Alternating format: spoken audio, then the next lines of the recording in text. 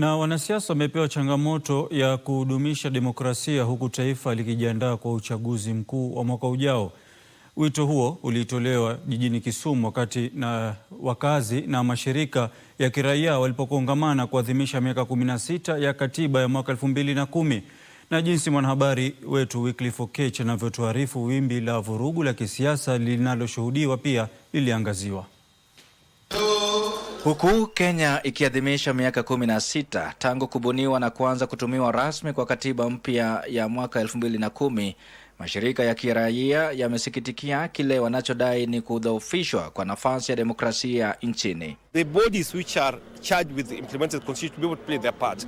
The police are supposed to ensure that people have the right to be able now to convert, to associate, to be able to share the agenda without any intimidation at all. Naibu kinara wa chama cha Safina Willis Otieno, ambaye alikuwa mgeni kwenye mdahalo wa siku ya katiba ulioandaliwa huko Kisumu, alitoa changamoto kwa wanasiasa kuzingatia mazungumzo yanayokuza mshikamano kulingana na katiba. Article 10 of our constitution talks about accountability and transparency as part of principles of governance. IEBC is bound by those provisions. So they need to ensure that political parties and observers are able, even the media, are able to observe and to see the process they are going through when selecting the service providers who will support these aspects of the election. Wapiga kura nao wakihimizwa kujitenga na siasa za migawanyiko. Now the whole country is aflame.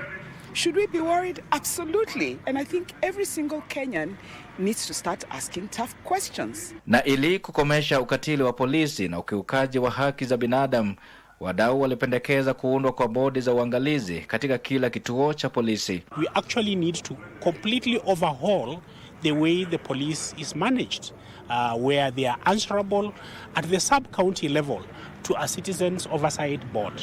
Kando na hayo, Rais William Ruto alipongezwa kwa juhudi zake za kutekeleza katiba, hususan kupitia ujenzi wa miundombinu ya michezo katika kaunti mbalimbali.